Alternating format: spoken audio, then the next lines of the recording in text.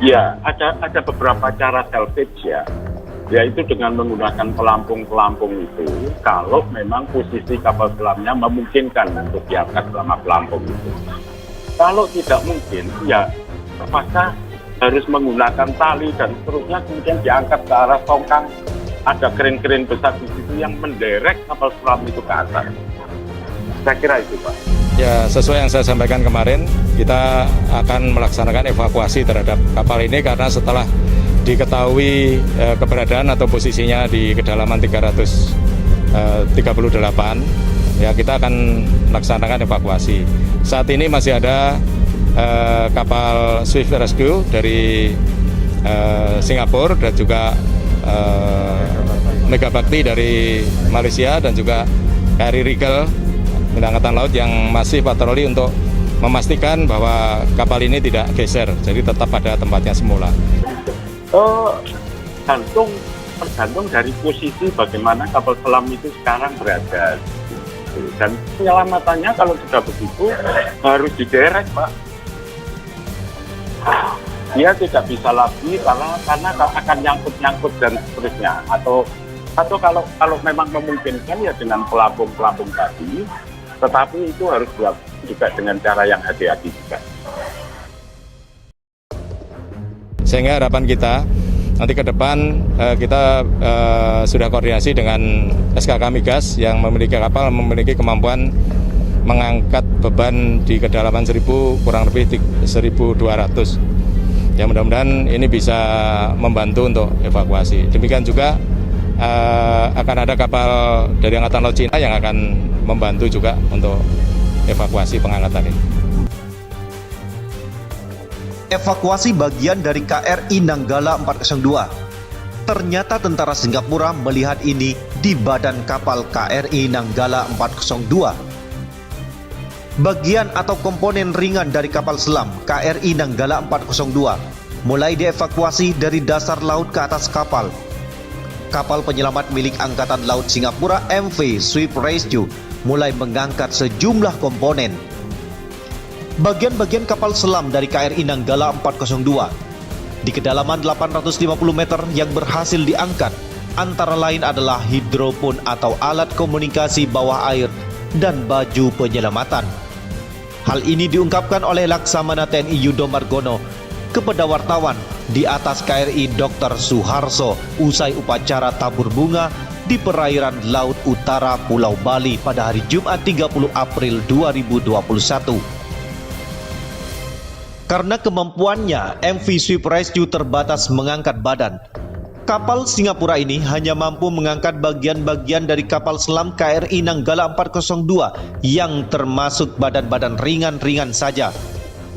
Sementara untuk yang berat, semoga kapal milik SKK Migas dan milik Angkatan Laut Cina dapat membantu, ujar Yudo.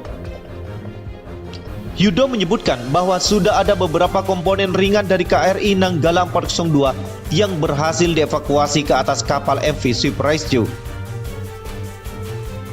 Sementara keberadaan jenazah awak kapal selam buatan Jerman yang tenggelam di perairan Laut Utara Bali pada tanggal 21 April 2021. Menurut Yudo hingga saat ini, dari hasil pemantauan alat yang digunakan oleh kapal MV Swift Rescue juga belum tampak. Tentara Singapura sempat melihat angka 402 di dasar laut sebelum bisa melihat dengan jelas kondisi jenazah di dalam badan kapal. Sampai saat ini, jenazah dari kru KRI Nanggala 402 belum tampak, hanya saja sempat melihat angka 402 karena di dasar laut tertutup lumpur tuturnya. Yudo juga mengungkapkan bahwa Mabes TNI tetap menyiagakan kapal-kapal perang TNI Angkatan Laut termasuk kapal luar negeri milik Singapura MV Swift Rescue di sekitar lokasi kejadian. TNI juga telah bekerja sama dengan SKK Migas yang memiliki kapal dengan kemampuan mengangkat beban di kedalaman laut 1000 meter. Selain itu, kapal milik Angkatan Laut Cina juga sudah dalam perjalanan ke Indonesia untuk membantu evakuasi kapal selam buatan Jerman pada tahun 1977 tersebut. Pemerintah Cina telah dikabarkan akan membantu proses evakuasi kapal selam KRI Nanggala 402. People Liberation Army PLA Navy atau Angkatan Laut Cina akan membantu mengangkat kapal selam tersebut ke permukaan dalam waktu dekat. Bantuan dari PLA Navy kepada Indonesia ini berawal dari tawaran Duta Besar Cina untuk Indonesia kepada Menteri Pertahanan Republik Indonesia. Melalui bantuan kemanusiaan ini, pihak Cina akan mengerahkan 3 buah kapal Selfake untuk membantu mengangkat KRI Nanggala 402 dari dasar laut.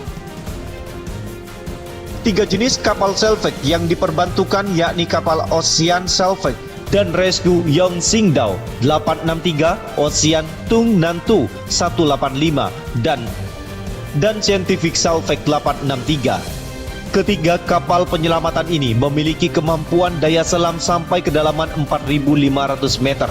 Adapun Ocean Selfake dan Rescue Yongqingdao disebut memiliki robot, sonar, side scan, serta boat rescue.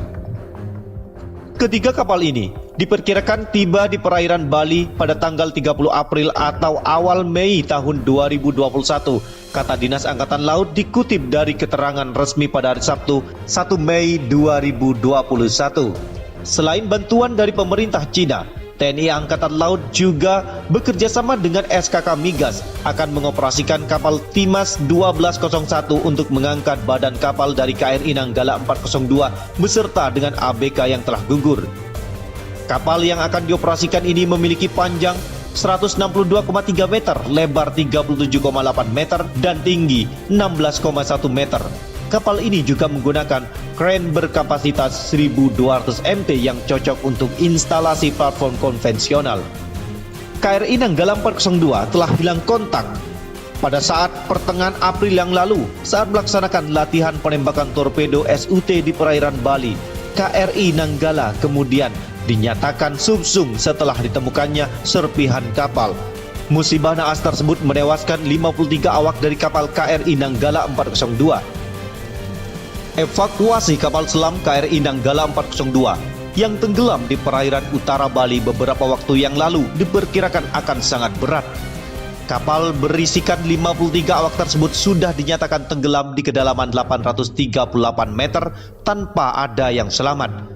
Dosen Teknik Kelautan Institut Teknologi 10 November ITS Wisnu Wardana mengatakan kapal yang terbelah menjadi 3 bagian itu sebenarnya penting untuk menjadi objek penelitian. Namun ia memperingatkan bahwa evakuasi kapal yang tenggelam sedalam itu penuh dengan risiko. Tekanan air di kedalaman 800 meteran sangat besar. Jadi pemerintah harus pikir matang-matang jangan sampai mencelakakan tim evakuasi. Mereka bisa meninggal, kata Wisnu. Wisnu juga menyarankan pemerintah meminta bantuan negara asing dan organisasi penyelamatan kapal internasional untuk melakukan evakuasi korban dan kapal, khususnya yang memang memiliki pengalaman. Negara-negara tersebut punya kemampuan dan juga peralatan memadai. Ada sejumlah cara yang bisa digunakan untuk mengangkat kapal dari dasar laut. Yang pertama, menggunakan pelampung besar dan diletakkan ke kapal, lalu disuntikkan udara sehingga struktur kapal bisa terangkat ke permukaan, atau menggunakan rantai yang diikat ke struktur kapal dan ditarik menggunakan mesin. Karena berisiko dan manusia tidak bisa leluasa di kedalaman tersebut, tim harus menggunakan robot untuk mengevakuasi tuturnya. Ia meminta pemerintah lebih memprioritaskan mengevakuasikan jenazah kru dibandingkan mengevakuasi bangkai kapal. Itu penting sebagai bentuk empati kepada keluarga korban, kata Wisnu. Pengamat keamanan dari Lembaga Studi Pertahanan dan Studi Strategis Indonesia LSPSSI, Beni Sukadis, mengatakan evakuasi bangkai kapal akan sulit karena Indonesia tidak memiliki peralatan evakuasi. Dengan kondisi laut dalam tersebut, saya nggak yakin itu bisa dilakukan, kata Beni saat dihubungi oleh reporter.